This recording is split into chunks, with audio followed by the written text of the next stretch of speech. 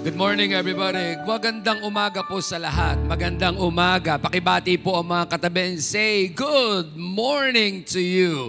Ayan, magandang umaga po sa inyong lahat.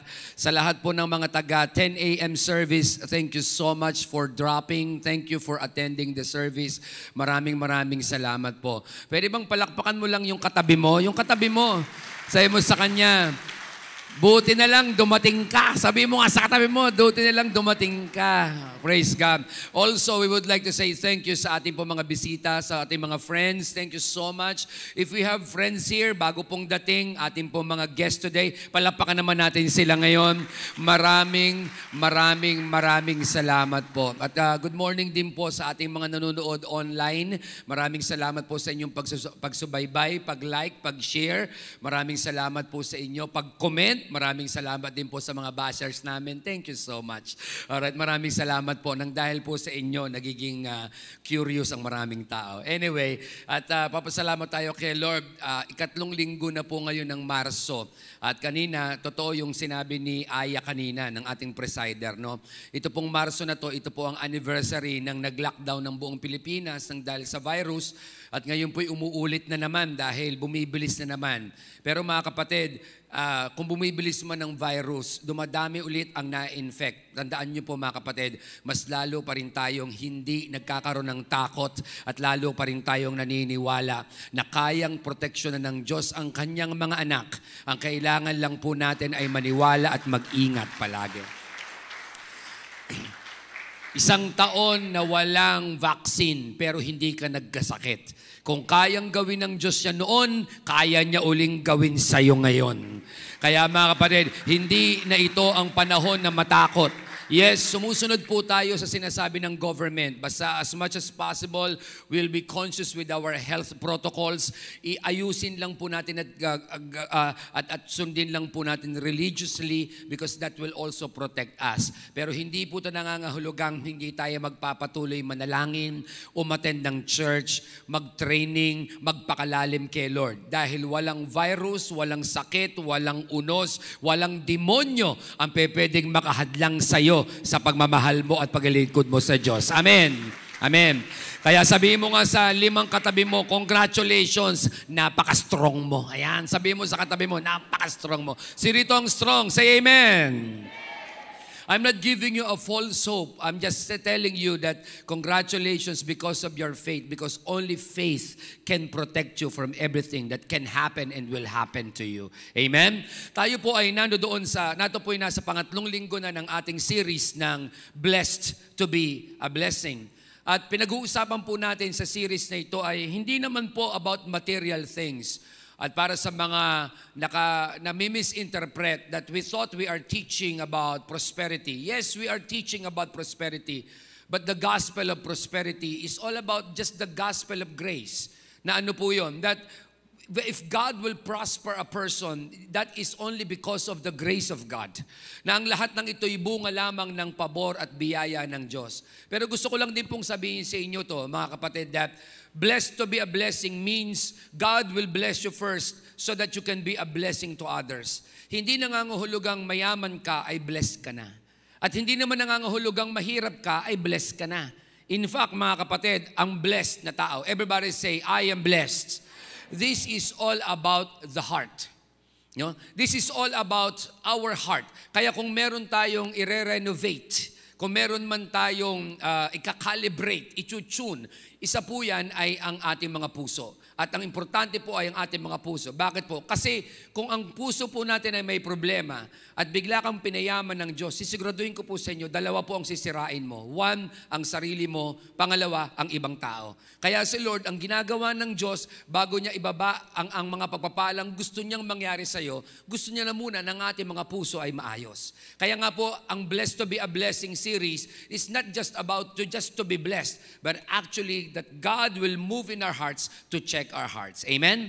Isa sa magandang kayamanan ng tao is called contentment. Everybody say contentment. Tanungin mo nga po yung katabi mo, ikaw ba, kontento ka na ba? Ha?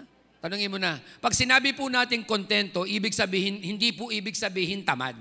No? Contentment doesn't mean complacent. Pag sinabi natin contentment, hindi nangangahulugan na walang gagawin. Hindi po kontentohan yung katamaran po yun. Pag sinabi po natin contentment, ibig sabihin you're trying everything, you're doing everything by God's grace, through God's grace, sumusunod ka sa kanyang salita, at kung ano yung narating mo ngayon, you will say, thank you Lord, lahat ito ay galing sa'yo. Yun ang ibig sabihin ng kontento. Hindi yung gusto ko ng gusto, mga kapatid, pero hanggang ngayon hindi ka pa rin masaya. Halimbawa, nagpe-pray ka ng magandang kotse. Pagkatapos makabili ng magandang kotse, hindi ka pa rin masaya kasi may bagong lumabas na model na bagong kotse. Ang problema mo hindi kotse, ang problema mo contentment. Are you listening to me? Ang problema mo, hindi mo asawa. Ang problema mo, hindi asawa mo. Ha? Ang problema mo, contentment. Can I hear an amen? That's why I always tell this, that a contented man is never poor. Ang isang taong kontento, kailanman hindi maghihirap. Bakit? Dahil sa kanya, ang lahat ng bagay may ipagpapasalamat. Lahat ng bagay na darating, thank you Lord. Lahat ng mga bagay na hindi dumating, thank you Lord. Lahat ng mga bagay na hindi pa dumarating, thank you Lord. Because a contented man is never poor. Hello? May kausap pa ho ba ako dito? Hello? Nandiyan pa ho ba kayo? No, kaya po, ang issue natin dito is about our hearts. That's why, ladies and gentlemen, contentment makes poor men rich. But discontentment makes rich men poor. So yung tao po na may contentment, kahit siya mahirap, mayaman siya.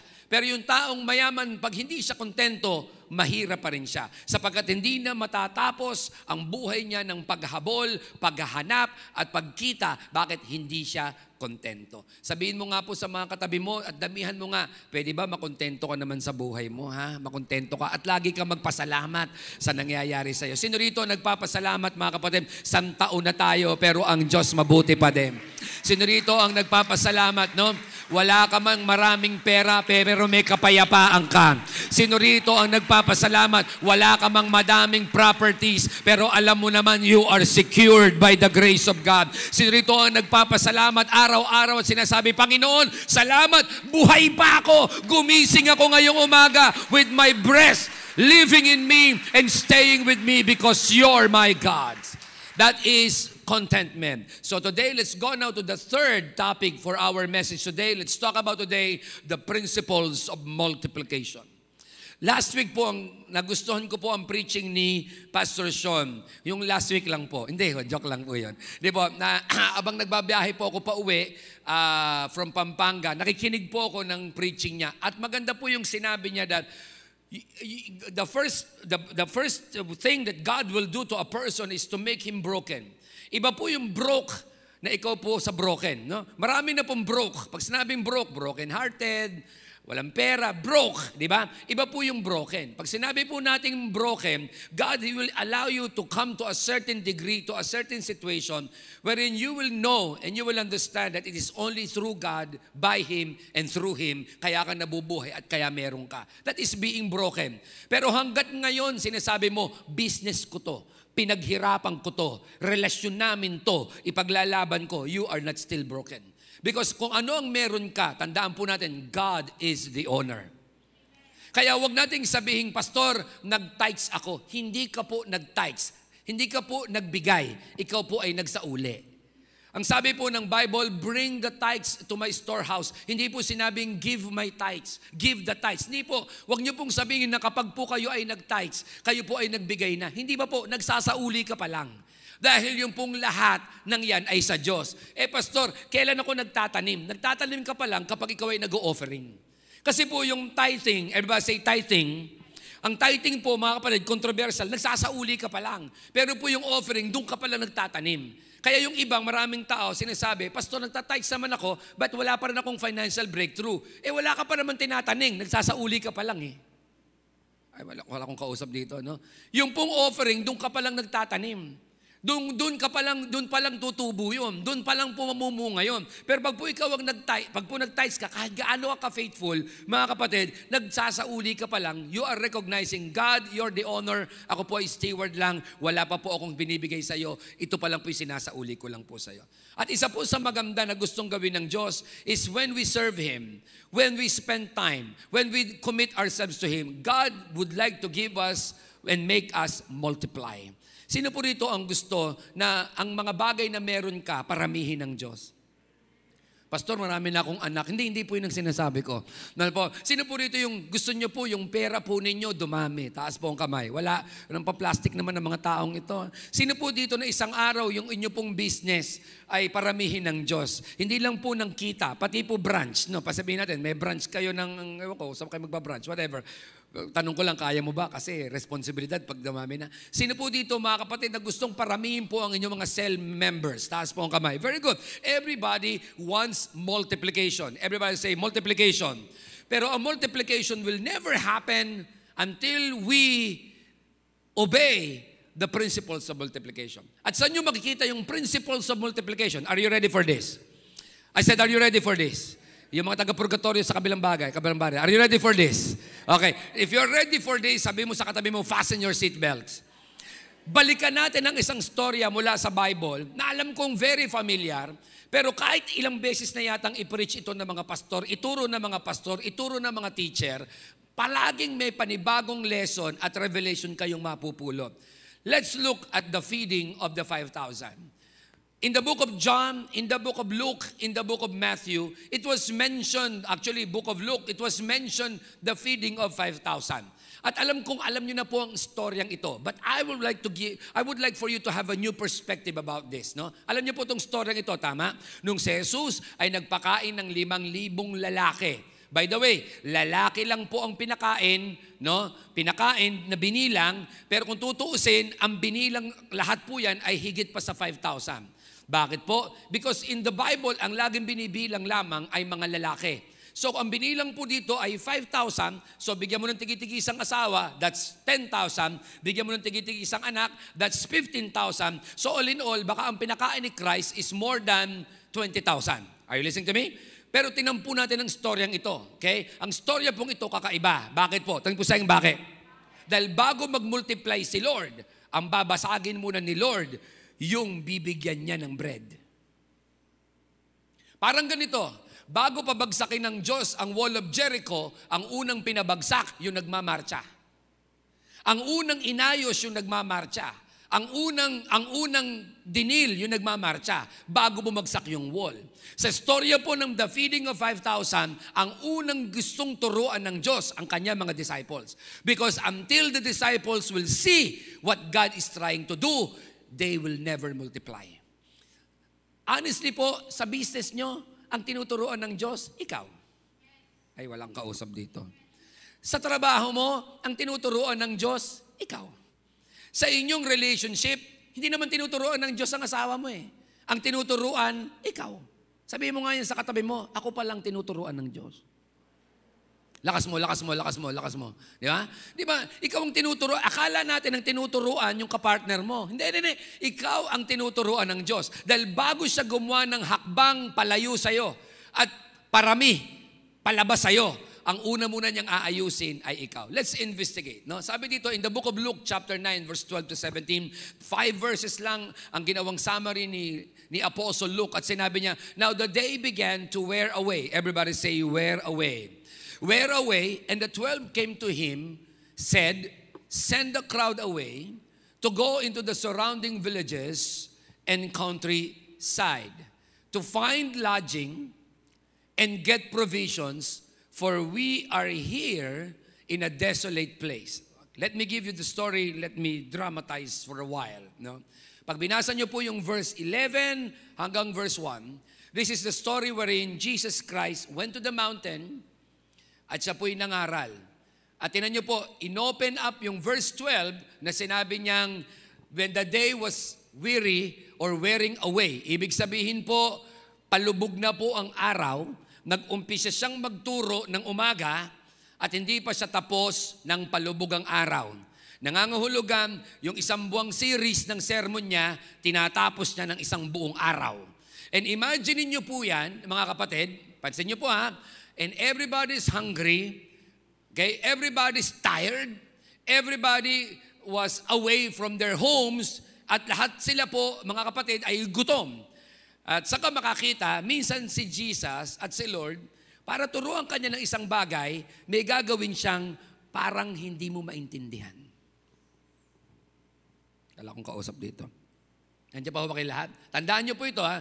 Kapag may nangyayari sa iyong hindi mo maintindihan, ibig sabihin, may ginagawa ang Diyos. Okay, walang kausap. Tandaan niyo po ito. Many times, when God moves, it doesn't make sense. Just imagine, sabi, one whole day, nagtuturo ka. Imagine niyo po kung halimbawa itong blessed to be a blessing, tapusin natin ang series na to the whole Sunday. Papayag ka, tapos walang CR break, walang lunch break. Tuloy-tuloy tayo and I will never offer anything. Now, imagine niyo yung situation ng mga apostles, awkwardness. Di ba? Yung Lord, tagal naman ito. Siguro si Peter, sinasabi ng mga apostle, Peter, sabihin mo naman kay Bossing, medyo natatagal yung preaching niya. Ha? At saka gutom na yung mga tao. Ang aga pang gumising kasi umattend pa ng apostolic service yung iba. So, baka naman pwedeng sabihin mo, time. No? Sabi siguro ng mga apostles, gusto mo Peter, sabi ni Peter, di kayo na lang, kayo pala nakaisip di kayo na lang. Magsabi, hindi, ikaw yung malakas ng loob, makapalang muka at sigmura para kausapin si Peter, ay si Jesus Christ. Sabi mo naman kay Bossing, tapos na. So here comes Peter. Peter said, sabi ni Peter, ano sabi ni Peter?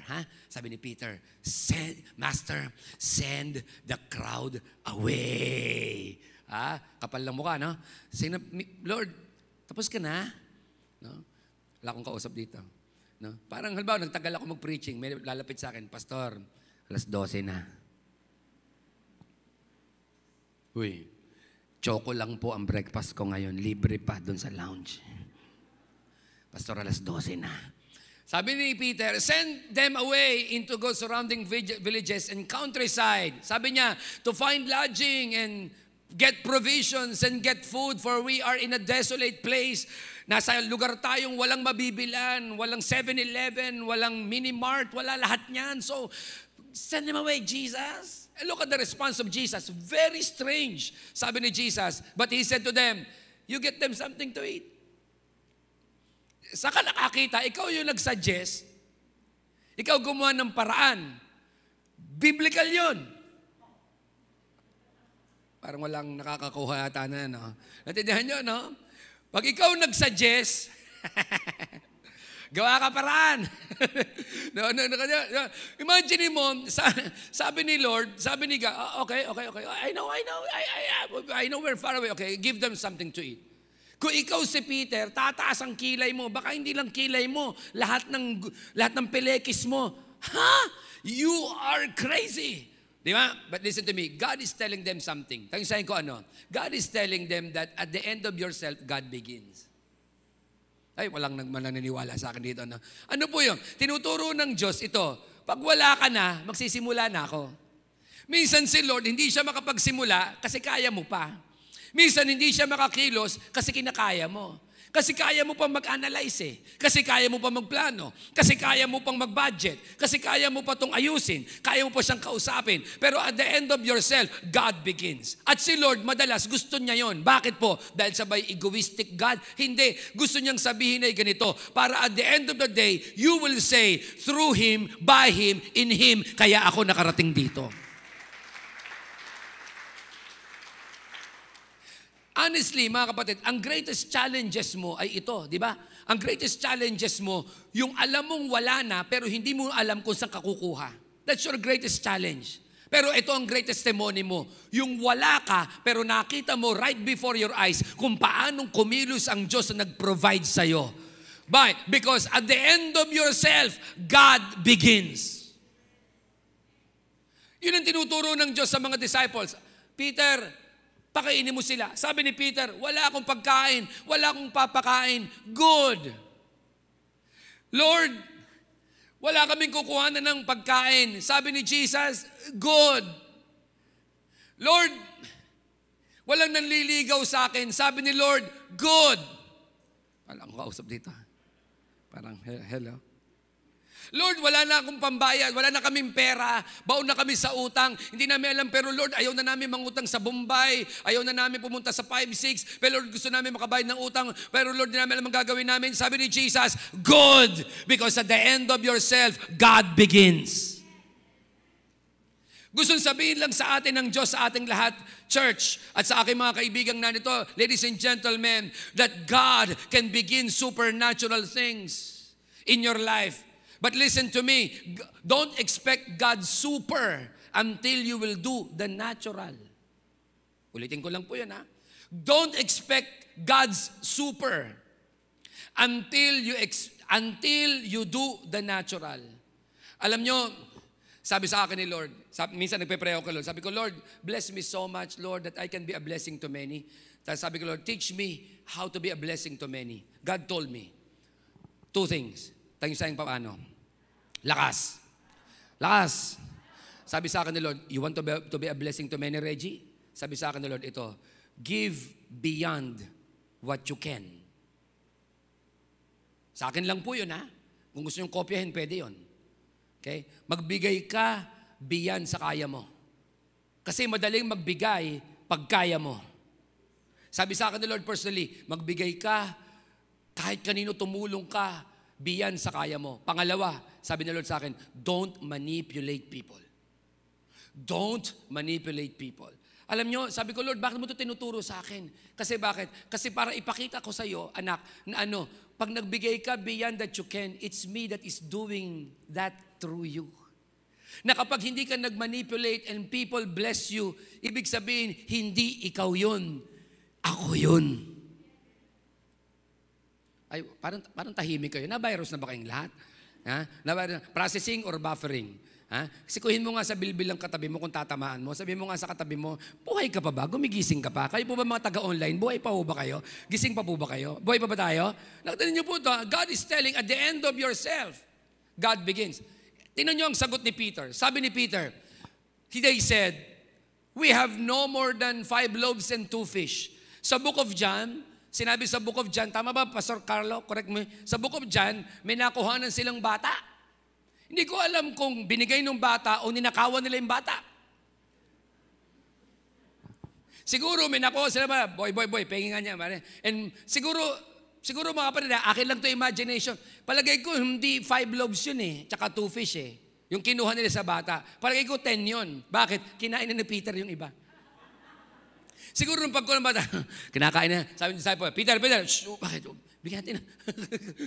Nakita niyo po, dito, ito po, summary po kasi ito Luke chapter 9. Sa book of John po kasi, very detailed. No? Nakuha nila yung sa bata. Sabi ng mga disciples, Lord, we have no more than 5 loaves and 2 fish unless we are to go to buy food for all these people.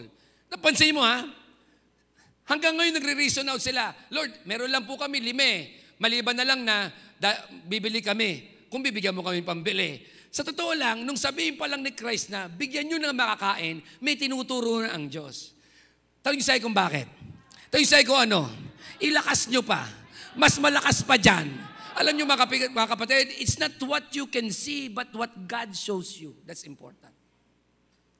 Minsan na nakikita mo, mahirap ka, pero sa totoo lang, pinapakita ng Diyos, pagpapala ka. Minsan na nakikita mo, kapus ka, pero ang pinapakita sa iyo ng Diyos, kaya mo. Ay, wala akong kausap dito. Natindihan niyo po ako? It's not what you see. It's not what you can see, but what God is showing you. Actually, ang nakikita nila Peter at ng mga disciples, walang pagkain, maraming tao, wala tayong pera, malayo tayo, walang 7-Eleven, walang libreng choco, walang libreng kape, walang libreng pandesal, sabi ng mga leaders ko kaninang umaga, walang lahat. So anong gagawin nyo? Actually, God is just telling them, this is what you see. Pero ito naman ang tinuturo ko sa iyo. Kaya minsan ganito si Lord Tanong sa'yo ko yung ganito, review ka ng review sa exam, tapos nakalimutan mo si Lord, minsan pababagsakin ka ni Lord. The lessons learned, wag na mag-review. Hindi yun. Ang sinasabi ko, mag-review ka, do the natural, and God will do the super. Ang problema, yung iba gusto, God will give the super, He will never do the natural. Lord, hindi po ako magre-review, give me wisdom. Babatukan ka ng Diyos. Wala akong kausap. Nandiyan po ako? Yung iba naman ganito, puro natural, nakalimutan na si Lord. Anong ginawa ni Lord? Sige, pabaya kitang bumagsak. Para Para maintindihan mo na may tinuturo ako sa'yo, may pinapakita ako sa'yo, na hindi dahil sa talino mo kaya ka papasa. Papasa ka dahil sa kamay ko. It's not what you can see. Kaya mga kapatid, do not forget. Natatandaan yung sabi ni Pastor Carlos sa preaching last time, huwag mong kalimutan pag umunlad ka, Diyos ang nagpaunlad sa'yo. Pag yumaman ka na, Diyos ang nagpayaman sa'yo. Pag sumusobra na ang tinatangkilik mo, Diyos ang nagbigay niyan. Kapag ikaw ay maganda, ikaw ay sikat, ikaw ay influencer, do not ever forget, Diyos yan. Because it is not what you can see, it is what God is showing you. Sino ito ang mga pinagpala? Say amen. Sino rito ang naniniwalang lagi kayong pinagpapala araw-araw? Ha? So ito, mga kapatid, di ba? Let's expect God's super, but let us also do the natural. Para pag pinag-combine natin, it's called supernatural. Can I hear an amen? Tuloy natin ang sinabi. Sabi nila Peter, wala namang mabibilan eh. Look at the next verse. Sabi pa niya, pinangatwiranan pa what they can see, for there were 5,000 men. 5,000 men plus wives, plus children, that's about 15,000, plus alalay, plus miron, plus tambay, plus namamalimos, and everything, 20 mil. Tapos ito pang illogical, ang hirap intindihin, and he said to his third disciples, have them sit down in groups of about, how many? 50 each. Sandali. Mahirap na nga maghanap ng pagkain, mas mahirap ang i-group ng tig 50 yung 20,000 people. Correct? Ay, walang kausap. Yun nga lang iilan dito, ang hirap pa upuin eh. Yeah? Imagine mo sila Peter, lalabing-dalawa, tapos sabi ni Jesus Christ, i-group mo into 50s, ibig sabihin itong grupo to isa. E di meron pang 19,000, ilan yun? 950, i-group na naman. And just imagine, it's very illogical. Di ba? Parang it doesn't make sense. But actually, God is teaching the disciples. And God is teaching us. Sabi pa ni Jesus Christ, and sabi pa ng scripture, and they did so, hindi ko lang alam kung kailan nila natapos yun, and had them sit down. Imagine mo, patapos na yung araw, mag-groupings ka pa. Parang uwian na, may cell meeting pa. Diyos ko. Wala akong kausap, di ba? Biglang uuwi na kayo, pinatawag ka lang sa leader mo, mag-meeting muna tayo. Gusto mo na siyang sakalin. Bakit? Imagine mo, patapos na yung araw, mag-groups pa kayo and sit down. At nagawa nila yon. Probably gabi na. Eto na ngayon. Pagtapos ka na ng karareklamo mo, pagkakataunan ng Diyos para kumilos. Ay, wala akong kausap dito ha. Sabihin sa katabi mo, tapos ka na ba ng karareklamo mo? Lakas mo, tapos ka na ba? Tapos ka na ba ng reklamo? Di ba yung sabi ni Peter, gabi na Lord, uwian na. Sabi ni Jesus, pakainin nyo, wala kaming tinapay, meron dito, dinekwat ko lang doon sa bata, 5 tinapay, 2 isda, at saka malayo tayo, God, at saka isa pa, 5,000 ang lalaki, God. O sige, paupuin nyo. O nung pinaupo, wala na silang magawa, they just obeyed. Nung tapos na silang magreklamo, eto na si Jesus.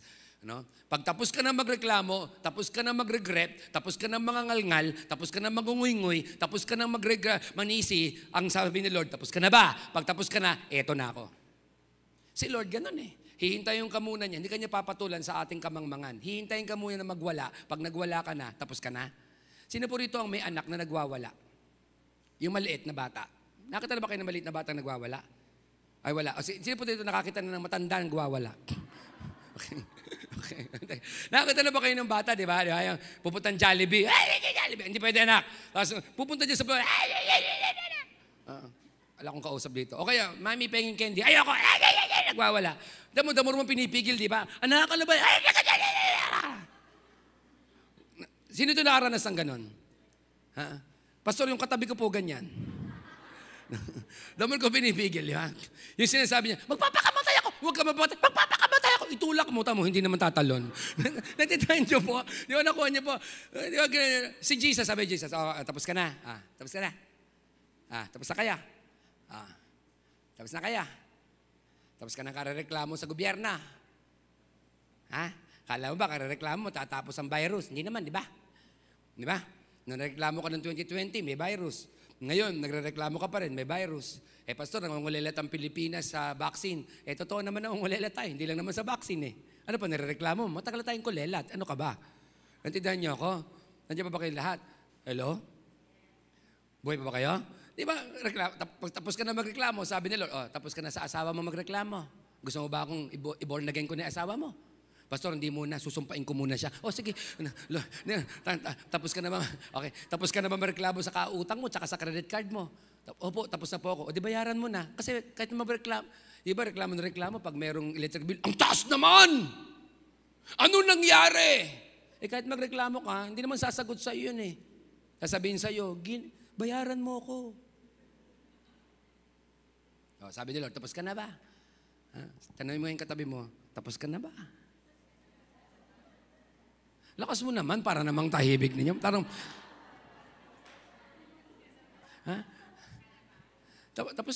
tapos ka na bang karareklamo sa asawa mo?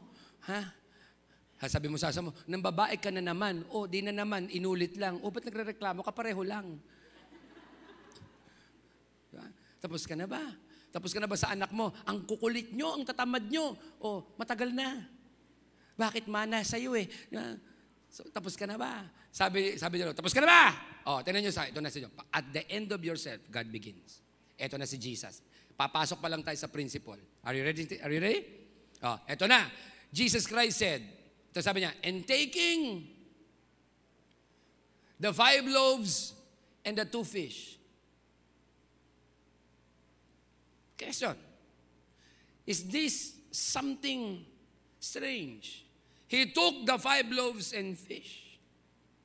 Pwede naman gawin ni Jesus. Sabi nila Peter, Lord, meron kami rito, 2 isda lang, tsaka 5 tinapay. O sabi ni Jesus, okay, pamigay mo na. And see the miracle. Walang ganun eh. Ano ginawa niya? Kinuha niya muna. Di ba? Kinuha niya, he looked up to heaven and blessed the bread and the fish. Ano yung point natin? Tangisay ko ano? Lakas.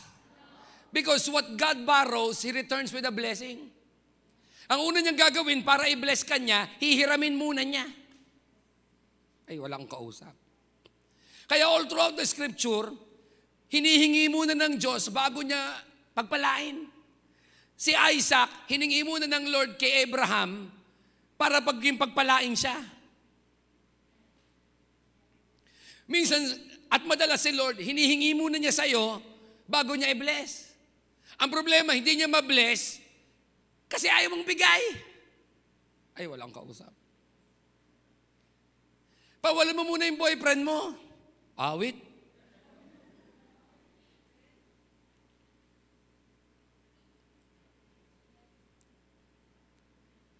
Pawalan mo muna yung mahal na mahal mong isang bagay. Pawalan mo. Bigay mo muna sa Kanya. Actually, God is a tester, but He is not a taker. Probably we say, He took it. Yes, He took it, but He actually borrowed it from you because He's looking at your heart. Kaya mo bang ibigay sa akin? Kaya mo bang ipaubaya sa akin, anak? Kaya mo bang ibigay sa akin yan kung sakasakali? Kaya mo ba? Kasi pag hindi mo kaya, I cannot bless it. Ala akong kausap.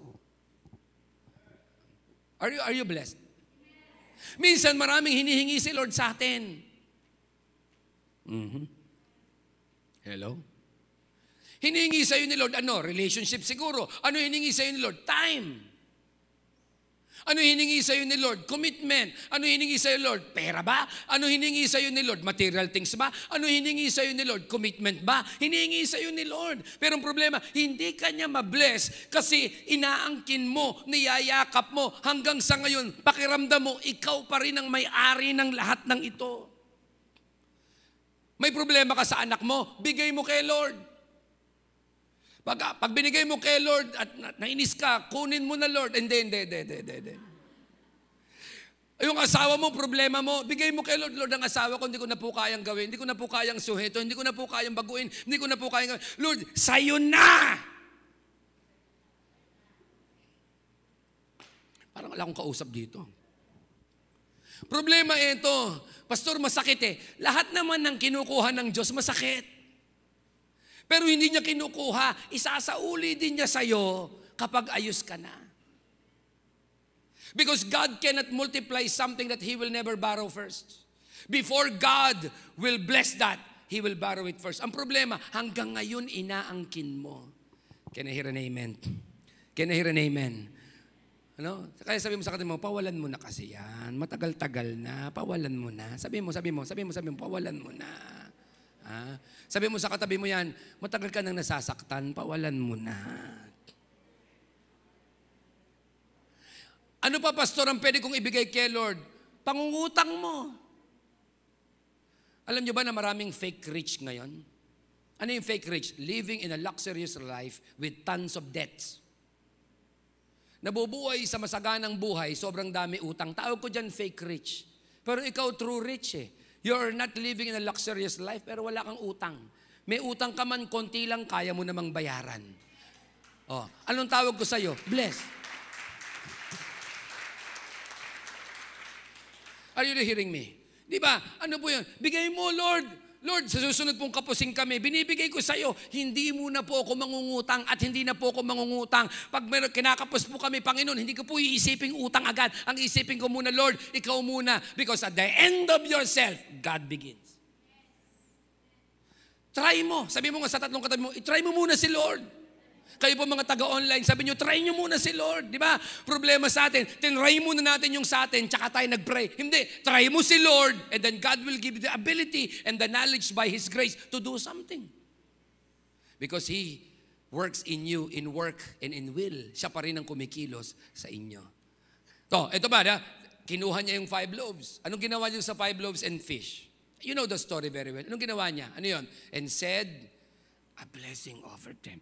Ito ang first principle. Tanong sa'yo ko ano? The first principle for multiplication, number 1, something must be blessed before it can multiply. Ang isang bagay kailangan munang i-bless ni Lord bago i-multiply. Ibig sabihin nito, mga kapatid, ay ganito. No? You must give it to the Lord first before it multiply.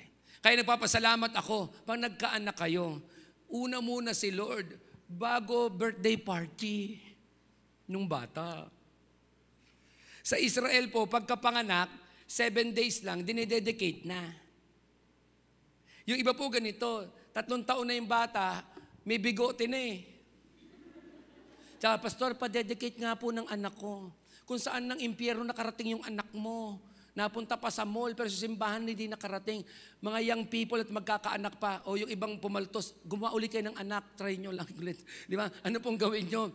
Pagkapanganak, ilang araw, pag okay na, punta kay pastor, punta sa church, Lord, dedicate ko na pong anak ko. Hindi yung nag-birthday party na, nag-ano na, tsaka ang dedication, next time. No. God cannot bless something. He cannot multiply it until you give it back to God first. Kaya nga, ang unang pag sumweldo ka, si Lord muna. Pag kumita, kay Lord muna. Kasi pag si Lord munang inuna mo, yung susunod, mga kapatid na naiwan sa'yo, imumultiply niya ng maraming beses. Kaya ito ang sikreto, yung iba, huli si Lord, gitna si Lord, tapos nag-expect ka ng multiplication, division. Minsan yung iba, demonization. Di ba nakuha niyo po? Bakit po? Kasi nakalimutan natin si Lord. So kaya ako natutuwa ako. Si Marisa nagpa-dedicate ng kotse. Praise God for Marisa, ha? Hindi na niya po maiwan ng susi niya. Praise the Lord. Okay? So, di ba sabi niya, Pastor, meron na po akong kotse. The first day na dumating ito, dinedicate namin. Tuntua po ako. Bala ko pong basagin yung windshield niyo eh. Pero sa totoo lang po, no? Sa totoo lang po, yun ay dedication. Sa mga anak, ganun din. Sa business, pa-dedicate mo. Hindi yung nag-online ka na, tsaka mo naisip, nga pala si Lord. Magpapunta ka ng isang pastor, mag-pray kayo, at sabihin nyo, Lord, dinedicate namin to. Lord, amin pong business, puninarya, we are praying, maraming mamatay para mabuhay ang business namin. Yung mga ganyan. No, natindihan po, ang hirap talaga mag-pray, Kuya Mel, ng puninarya, di ba? Kailangan mo mag-pray na may mamatay para kayo mabuhay. Ang hirap. Pero sa totoo lang, i-dedicate mo. May motor ka, may bisikleta ka. Alam mo, sa totoo lang, may bago kang cellphone. Dedicate mo ka, Lord, sa iyo po ito. Lahat po ng bubuksan ko, mag-honor ang pangalan mo. Pag nabukas po ako ng malaswa, sasabog po ito, Lord, in Jesus' name. Nakuha niyo po, i-dedicate mo. Oh. Kaya kinuha ni Lord eh. Pwede namang sabihin ni Jesus na, okay, meron ka na Peter, o tayo mo, sige, pamigay mo yan. Kita mo, biglang dadami yan. Parang bubblegum yan. No. Kinuha niya muna at binless niya because something must be blessed first before it can multiply. Something must be given to God first. Pastor, pangalawang trabaho ko na ito, dedicate mo pa rin. Pangatlong business ko na po ito, dedicate mo pa rin. Bigay mo pa rin sa Kanya. Pastor, panglimang boyfriend ko na to, tindi mo ha, dedicate mo pa rin. Naintindihan mo? Lord, sana hindi na ako magkamal rito. Ikalima na po ito. Pag ika-anim, sa demonyo na talaga. Panginoon, nandiyan niyo po, ibigay mo, hindi yung, wow, si Lord sa dulo na. Amen. No. Parang nananay. Saturday service po ba ito? Sabi mo nga sa katabi mo, buhay ka pa ba? O giniginaw ka? Ha? Yeah. Tuloy natin. Are you learning so far? Are you learning so far? Sabi ito, so something must be blessed before it can multiply. Sabi po dito, and then, ito pag ginawa niya, then he blessed it, and then he broke the loaves and gave it to the disciples to set the crowd. Pagka-break niya, may himala na? Talk to me. May himala na? Wala pa. Anong ginawa niya? He gave them to His disciples. Question, saan nangyari ang himala? Sa kamay ni Jesus o sa kamay ng disciples? Look at me. You know the story? Listen. Saan nagawa? Si Jesus pa, pagka-break niya, biglang natabunan siya ng bread. Spanish bread. Tsaka enlins. Hindi, di ba? Binrake niya. Hindi ko lang alam ko yung fish. Binrake ba niya yung fish? Hindi siguro eh. Binrake niya, binigay niya sa disciples. At ang sabi niya, pamigay niyo. Nung pinamigay, saan nangyari? Sa kamay ba ni Jesus nagkaroon ng himala? O sa kamay ng disciples nagkaroon ng himala? Sa kamay ba ni Jesus nang multiply? O sa kamay ng disciples nang multiply? Ibig sabihin mga kapatid, ang multiplication hindi manggagaling sa Kanya. Hindi manggagaling sa Kanya when He bless it. Pero it will be done through you. God will multiply the blessings of the Lord in your hands so that your families will be blessed. God will multiply the resources in your hands so that your generation will be blessed. God will multiply your finances so that many people will be helped through you. Hindi maghihimala ang Diyos sa langit sa Kanya. Kaya niyang gawin yon. Pero gusto niyang gamitin ang kamay mo, kakayanan mo, kamay mo. Kaya mga kapatid, eto, yung hawak mo ngayon, business, work, estudyante ka, meron kang pera, meron kang ganito, lahat yan, kayang i-multiply ni Lord. Pero kailangang ibigay mo muna sa Kanya. Pag binigay mo sa Kanya, He can multiply it. Ladies and gentlemen, this year, I am declaring 2021 is the year of multiplication for you. That God will multiply everything that you have in your hands. And everything that your hands will be touched, God will multiply it even more. Pero ibigay mo muna sa Kanya. Are you listening to me? Amen. Ibigay mo sa Kanya. Pag binigay mo sa Kanya, kakasal ka, Lord, bigay ko sa iyo. Hindi ko po kaya to. Pakisamahan ng mapapangasawa ko. Bigay mo. Pag binigay mo, doon pala magmumultiply. Tingnan yung nangyari. And they all ate and were satisfied. And what was left over was picked up 12 baskets of broken pieces. Ano yun? Sumobra pa. Dito makikita mga kapatid, ang multiplication. Pag nagpa-multiply ang Diyos sa iyo ng kanyang biyaya, titiyakin ko sa iyo, sobra. Ay, walang kausap dito. Titiyakin ko sa iyo, sobra. No? We will go now to the second principle. The first principle, di ba? Dapat ma-bless muna before it can multiply. Pero pangalawang principle, only what is given away can multiply. Just imagine yung mga disciples, no? Okay, look at me. Imagine yung mga disciples, sabi ni Jesus, He took the bread and the fish. He blessed. At sabi niya sa mga disciples, eto na, pagkita ni Peter, 5 pa rin yung tinapay. 2 pa rin yung isda. Sabi ni Peter, Lord, pray mo nga ulit. He was expecting a multiplication. Di ba? Lord, pray mo nga ulit. Sabi, okay na yan, pamigay mo na. Lord, pray mo na. Parang walang effect yung prayer mo Hindi, pamigay mo. And just imagine mo, no? Let's say like this. He broke the bread, pack, to you, at saka sa akin. At yung meron ka, i-break mo ulit. Binigay. E di yung malaki, naging kalahati. Are you following me? Yung kalahati na binrake, naging 1/4. Yung 1/4, binrake ulit. Naging mat. Hindi po ito aralin panlipunan, tsaka PE, ha?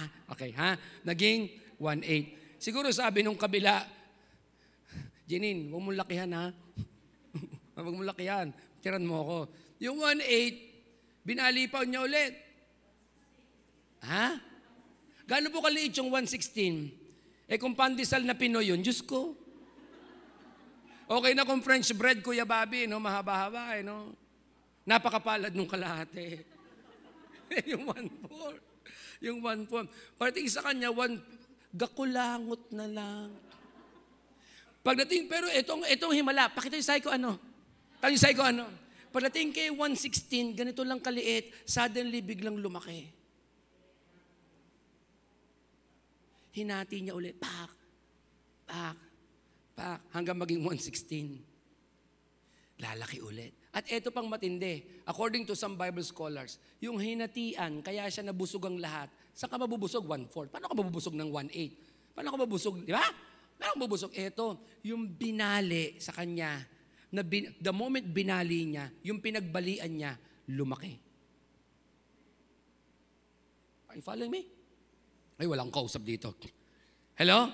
Hindi ito parang lumiit, tapos pinutol, lumiit. Hindi. Si Lord pala, habang binebreak mo, habang pinapamigay mo, dumalaki.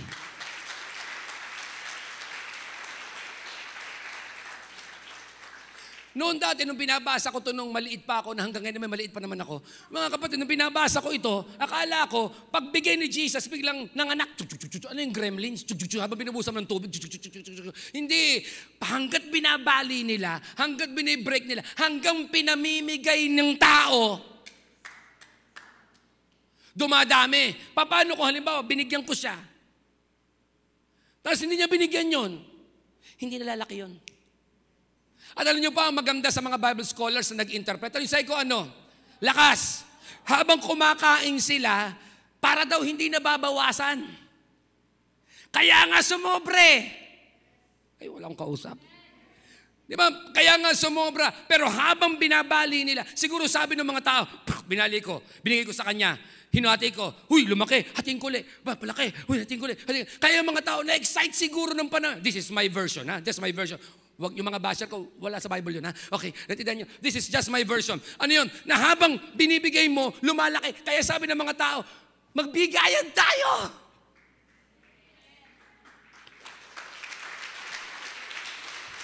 Because only what is given away can multiply. You want to multiply? Pa-bless mo muna kay God. Pangalawa, go ahead, pamigay mo. Hindi ko alam kung ano. Pero kayo na ni Lord dyan. Kaya nga ako in my life in ministry for the past 30 years as a pastor, I have given away around 3-4 cars already. Pastor, hindi po brand new yun, ha? Iba po doon si Rana, kaya binamigay ko na. Hindi po, hindi joke doon. Hindi po, I have given. Kasi sa aming mag-asawa, lagi naman sinasabi, this is not mine. This is yours. Kaya minsan, hindi mag-multiply. Bakit? Kasi hindi mo pinabless. Pangalawa, mga kapatid, hindi mo give away. Because only what is given away can multiply. Sometimes ang prayer natin, and many times ang prayer natin, Lord, give me. Pero ang tamang prayer natin, Lord, make me. Ang prayer natin madalas, give me blessing. Dapat ang prayer natin ngayon, mga taga Rain M at Rain M family at taga 10 a.m. service at lahat na nanonood sa online, Lord, ang prayer namin hindi na give me, Lord, make me. Because pag ako'y ginawa mong blessing sa iba, hindi mo rin naman ako pagkukulangin. I have found one thing in God. The more na nagiging blessing ka sa iba, the more hindi kanya pinagkukulang. Pero the more kinimkim mo, niyakap mo, sinarili mo, the more ka magkukulang. Pero the more you give it away with God's grace and with faith, the more God will multiply that blessings in your life. Kaya tingnan mo yung katabi mo. Yan ang mga taong generous na magiging milyonaryo, nayayaman, na pagpapalain.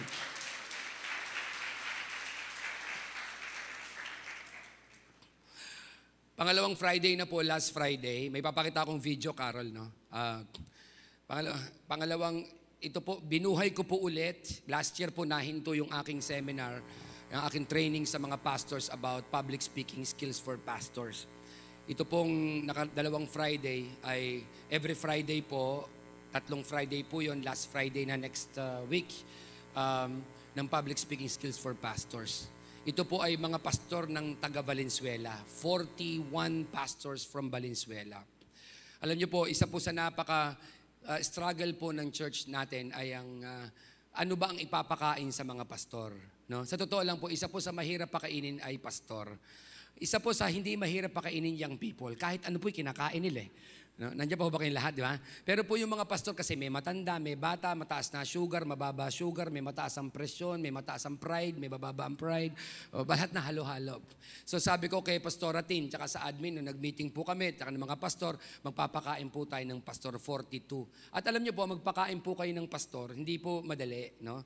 Because yun po yung heart ko is to really bless the body of Christ. Kung ano po yung binigay sa akin ni Lord, dapat ma-bless ko sila. Kasi kung meron kang galing, may skill ka, hindi mo naman ma-share sa iba, hindi na magmumultiply yun. Sa'yo na lang, mamamatay ka. Okay? You will be forgotten. Nung pong first day, dumating po yung mga pastor. Ito po kasi ang manner ng kanilang pagkain. No? Pagdating mo rito, light breakfast. Imaginin mo light breakfast. Dumating po rito as early as 6:30 ng umaga. May dumating po nung first day, alas 6 ng umaga. No? Tapos po, after po ng breakfast, meron pong merienda. Yung bang kakakain mo lang, kakain ka na naman. Yan po kasi ang tagline ni Pastor Reggie. Papakainin kita hanggang mamatay ka. Hindi, joke lang. Hanggang yung ilong narito na, yung chicken lumalabas dito, yung manok, di ba? Sabi nila, kakain na naman. No? Tapos po, mga 9 o'clock, 9:30 po yung merienda. Parating po ng 11:30, lunch na. Kakain na naman. No, nagrereklamo po sila, kakain na naman, pero kumakain po sila. At alam niyo po, ang nakakatuwa, tuwan-tuwa po ako. Alam niyo kung bakit ako tuwan-tuwa? Tanong po sa kung bakit. Ubus. Ang lakas po nilang kumain. Pero sa totoo lang po, no? Sa totoo lang, di ba nakakatuwa yung may pinakain ka, naubos? Ibig sabihin, na-appreciate yung pinakain mo. No? Yung mahirap yung nag-reception ka, walang kumain. Yung kasal mo. O kaya, halimbawa, di ba, wala, parang, hindi, ibig sabihin, hindi masarap. Pero pagka naubos, tuntua ako doon sa mga pastor, talagang, yung pong salad, sandwich salad, ginawa pong potato salad, kinakain ng diretso. Palaman po yun palaman eh. Palaman po doon sa tinapay, ginawa po, kumuha po ng isang malaki, kinakain po ng diretso talaga. Sabi ko, kakaiba din itong mga pastor na ito. Pero ako po personally, in my heart, tuwang-tuwa po ako doon sa mga pastor ito from Valenzuela. Kasi sabi nga nila sa akin, akala daw nila training, yung pala feeding program. Kasi ang dami namin pakain eh. Kahapon po nagpakain ng F1 din ng merienda. Tuwang-tuwa po sila. Sabi ko, wow. Tapos tinatanong ko ng mga pastor, ba't nyo ito ginagawa? Wala namang kayong connection sa amin. Sabi ko sa kanya, it's just one thing. I just want to bless the pastors. Because God has blessed us throughout the years. Hindi po kami mayamang simbahan. Pero gusto ko pong sabihin sa inyo, ang kayamanan po ay hindi po sa dami ng kaya mong ibigay, kundi sa pusong gustong magbigay.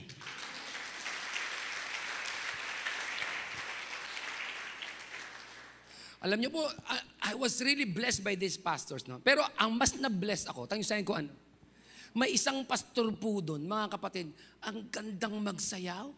Sisisantihin ko na nga po ang director ng dance natin eh. Siya na nga po kukuhanin ko. Hindi po, joke lang po ito. No? Po, alam niyo po, sa totoo lang, ang pastor po, kung di po mahirap pakainin, mahirap pong pag-worshipin. Ang mga pastor po kasi ganito eh. Kaya nakikita niyo hindi nag-worship dito? Pastor yan eh. Hindi, joke lang. Hindi, joke lang po. Ganun lang sila. Ito pong pastor to, tuwang-tuwa po ako. Pakita ko po sa inyo yung video niya, kinuhanan po siya ng misis ko. Tuwan-tuwa po ako eh. Kami ng mga staff, pinapanood namin siya. Siya lang pong nagwo-worship ng ganito. Panoorin natin. Lakas.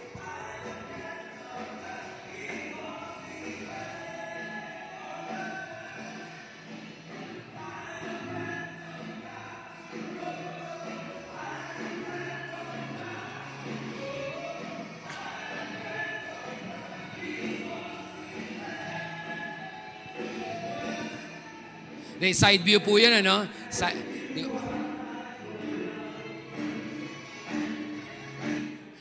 view po yan eh. Di ba? Hindi ko alam kung ano eh. No? Sa tuwa ko po nung second day, pinakyat ko sa ng stage. Nakita niyo ibang pastor, di ba? Gano'n lang. Siya. Sasabayan ko sana siya ng gano'n. Alam niyo po, nung second day, sumayaw ulit siya. Siya lang talaga. Kung saan siya nandoon, sasayaw. Sabi ko, hindi ng pastor na to Dancer kaya ito. Ginawa ko, pinala ko siya sa stage. Ito po siya, oh. Ito po siya, oh. Sige.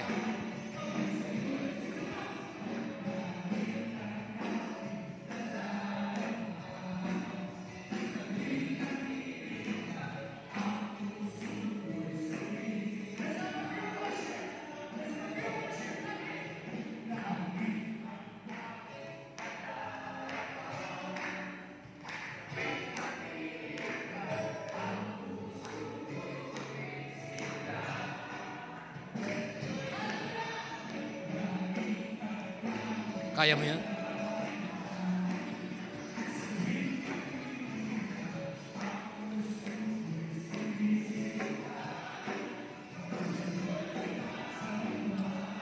Alam niyo, ganyan po siya sumayaw, no? Napaka-definitive ng kanyang mga movements.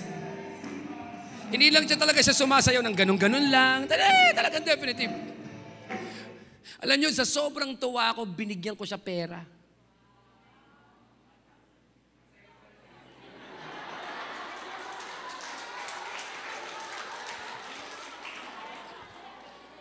Sabi no, tinawag, sobrang tuwa ko kasi na-bless ako sa kanya kasi amongst the pastor, he's the only one that danced, that jumped, that expressed fully to God. Sa kanya, walang pakialam. Basta mag-worship. Sa sobrang tuwa ko, binigyan ko ng pera. At alam niyo po ba, next week pag nagkita kami, sabi sa akin ni Lord nung Sabado, bigyan mo pa siya.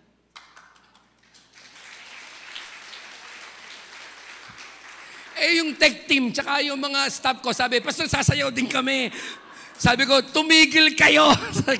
Alam niyo po kung bakit? Alam niyo kung bakit? Ganon din si Lord eh. Di ba? Pag nakita niya na, ako muna anak pala ang binigyan mo ng oras, na wala kang pakialam sa sinasabi ng iba, wala kang pakialam kung gutom ka, wala kang pakialam kung may nangyayaring masama sa'yo, pero pag time ng worship, ako palang inuuna mo. Sabi ni Lord, I will multiply my blessings to you. Alam niyo ba pag worship service, ang Diyos nandito, tinitingnan ka, are you worshiping me or are you worshiping yourself? Are you just watching and participating or worshiping? Magkaiba po yun. Are you following me?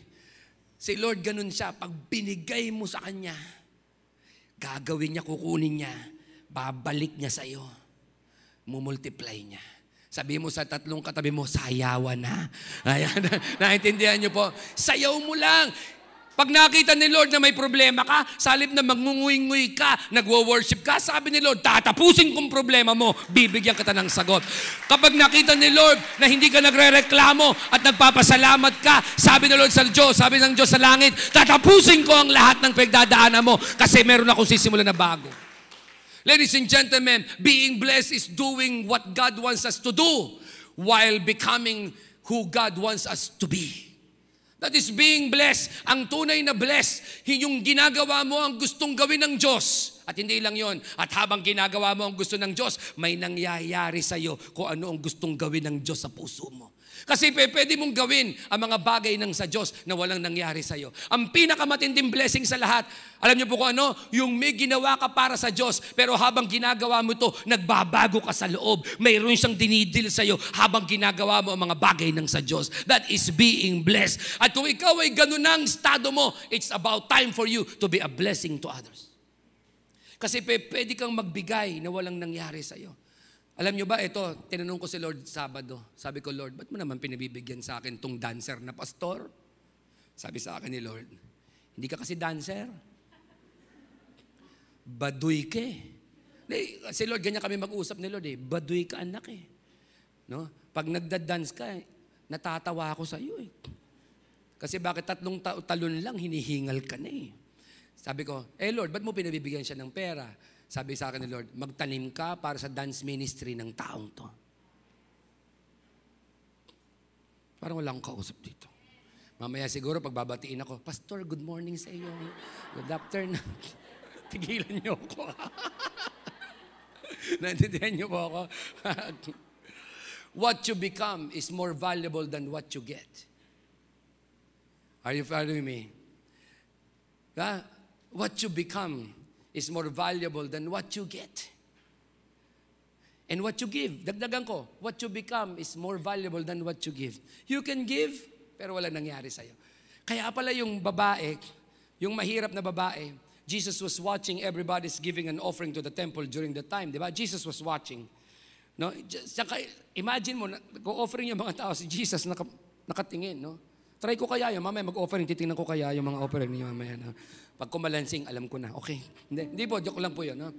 Jesus was watching. Tapos pagkatapos may isang babae doon na nagbigay ng mite, M-I-T-E, mite. No? Yung pong mite, isang kusing na duling na merong butas pa sa gitna. Parang singkong wala ng pakinabang, tanso na lang yata. No? Pwedeng pang-caroling na lang. Binigay pa niya sa offering. Then Jesus said, sino dito, sabi niya, sino doon sa kanila ang talagang nagbigay? Are you listening to me? Sino talaga ang nagbigay? And Jesus said, ang totoong nagbigay ay yung nagbigay ng wala, yung matanda. Anong dahilan? Kasi yung binigay ninyo, sabi ni Jesus Christ, sobrang dami. Sobra lang yan eh. Kaya hindi ka naman nasaktan.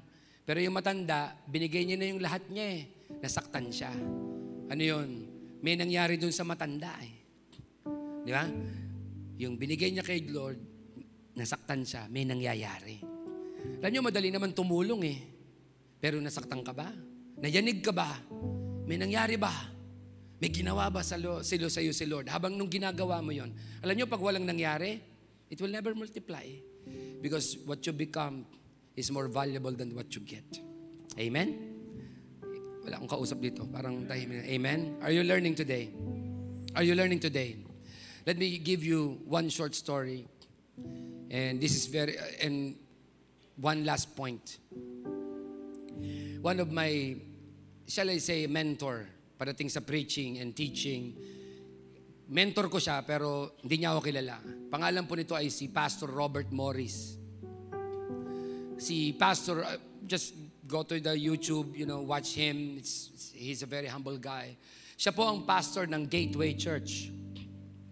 Ang miyembro lang naman po nila is 36,000 weekly. Wow.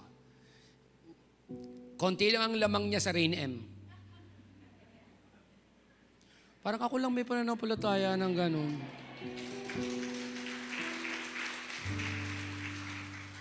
$36,000 po sila eh. Tayo 36 eh. Yeah? Di ba? Joke ko lang po kayo. Sa online, baka maniwala po kayo sa akin. Imagine a church of 36,000 members. Alam niyo po ba sila, ang Gateway Church? Tayo po sa ikaw, ang Gateway Church po, at the end of every year, pag minatira silang pera, tithes and offerings, pamimigay po nilang lahat yan. And by the way, ang pinamimigay po nila, hindi 2,000 milyones sa dolyar. Sabi ko, Panginoon, gusto ko yun. Minsan, inopen ko na yun sa mga pastors natin sa church eh. Tama ba ako? Pastor Atin, Pastor Vernie, and Pastor Sean, di ba? Na-open ko na sa inyo yun. Na gusto ko at the end of 2021 or 2022 or kung kailan man, pag minatira tayong pera, pamigay natin. Pamigay natin sa simbahan, pamigay natin sa tao. Tapos, pagdating ng susunod na taon, simula ulit tayo. Para makita ng buong mundo, Diyos lang yan, hindi tayo.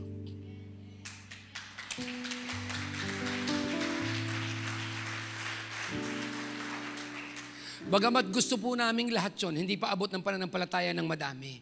Sabi ko, sige, we will go there. Alam niyo po, kwentong ko po kayo why I am so blessed with this guy. Alam niyo po, nung si Pastor Robert Morris po, nag-i-start mag-pioneer ng church ng Gateway, wala po talaga, ang kotse po niyang bulokis. No? Yung kotse po niya, mga kapatid, kailangang ilihan sa umaga.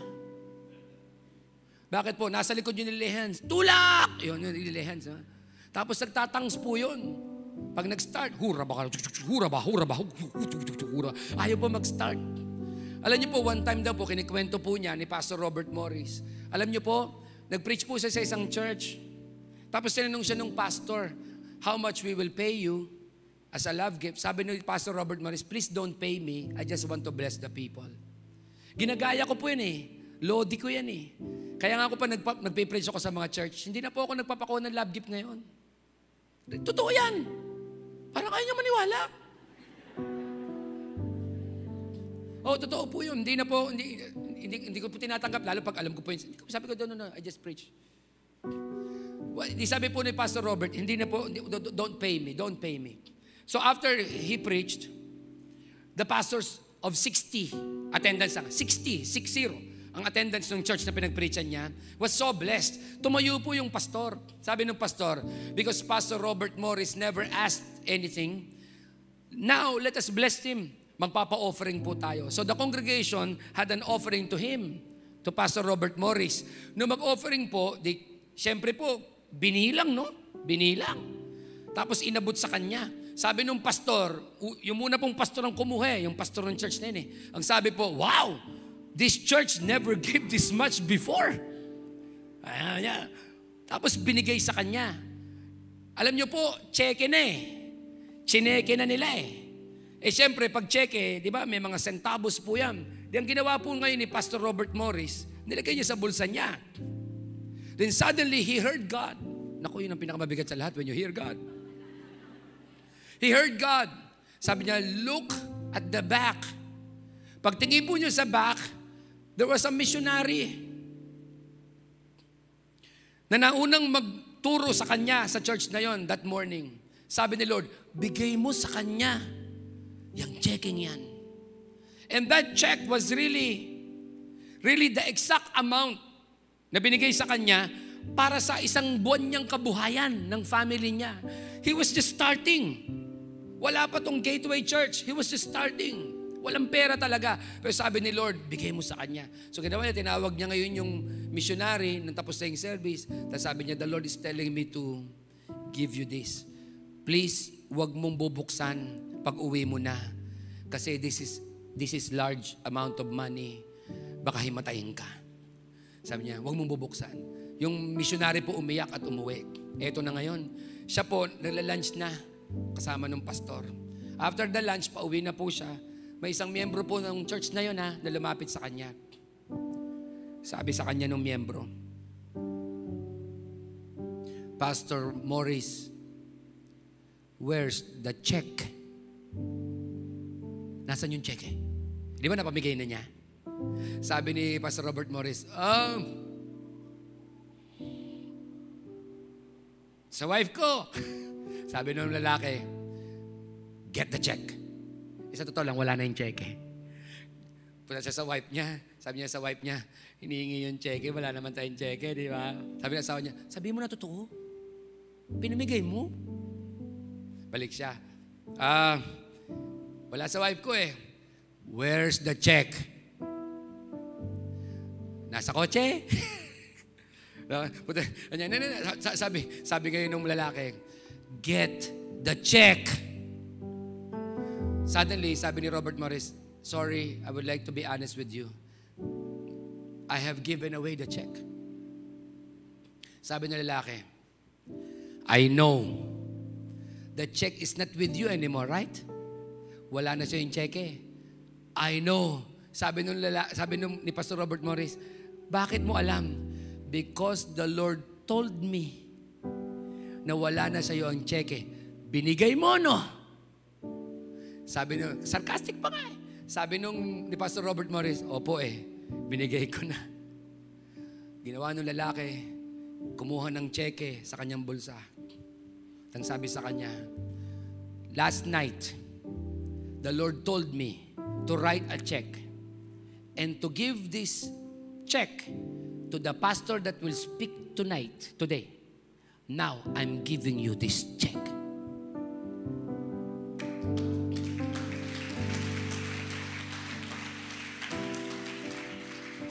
Pagbukas po niya, tanong niyo po sa akin kung ano laman. Lakas. Alam niyo po kung ano at magkanong laman? 10 times noong presyo ng cheque na binigay niya sa missionary.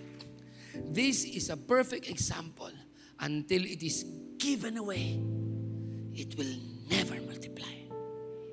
I'm not asking you to give your money. I'm not asking you to give your properties. I'm not asking you.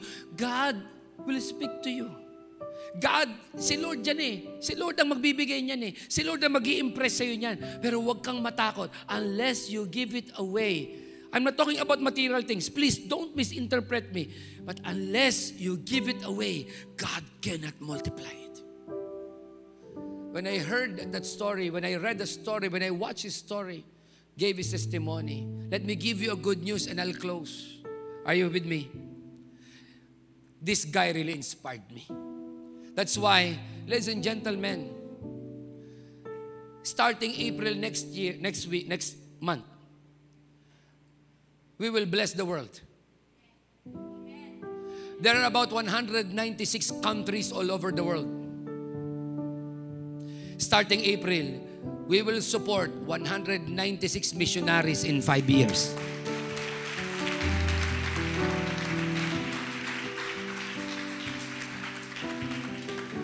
Bakit natin gagawin to? Dahil gumagaya tayo sa Kanya? Hindi. Gagawin natin to. Gagawin ng Rainem to. Hindi gagawin ni Reggie ito. Because we believe we cannot go to Mongolia. We cannot go to North America. We cannot go to North Korea. But your generosity, your heart, your blessing can go there and bless the nations of the world. What we're going to do starting next year, we will support 196 missionaries representing the 196 countries of the world. Ibig sabihin, by 2025, we have reached the world by the gospel and love of Jesus Christ. Hindi ka nakarating, pero nakarating ang puso mo. Hindi nakarating ang paa mo, pero nakarating ang kamay mo. Hindi nakarating ang lahat ng nasa iyo, pero dumating ang kaluluwa mo. And we will reach the nations and bless the nations. Ba't na ito ginagawa? Kasi by 2025, we will build a big church. We will build a big building. 3,500 seating capacity. We will hire staff. We will hire people from the church. We will going to raise pastors, apostles and prophets and missionaries and teachers that will be a blessing to the world. I will say na ang building na itatayo natin, let that be a blessing to the body of Christ. Sa mga walang church, pwede nilang gamitin yon. Pwede silang kumuha doon. Pwede silang gumamit doon. Why? Because we would like to be a blessing. We should be blessed to be a blessing to the many people of the world. Ladies and gentlemen, tapos na ang panahon ng kakuriputan na. Tapos na ang panahon na sinasabi mo, ako ang may-ari. Hindi, Diyos ang may-ari. At siya pa din ang nagmamay-ari ng hininga mo. But until we say, Lord, bless me so that we can be a blessing. Pwede kang mag-pray, Lord, bless me so that I can be a blessing. Lord, paunlarin mo ko para marami akong matulungan. You know what's my dream? My dream is that one day we were going to reach out to the poor. We're going to have orphanages. We were going to have things that will help people. And people will say, alam mo, mag-born again ka. Sapagkat ang mga born again, generous. Ang mga born again, mahal ang Diyos. Kaya sila nagmamahal sa ating lahat.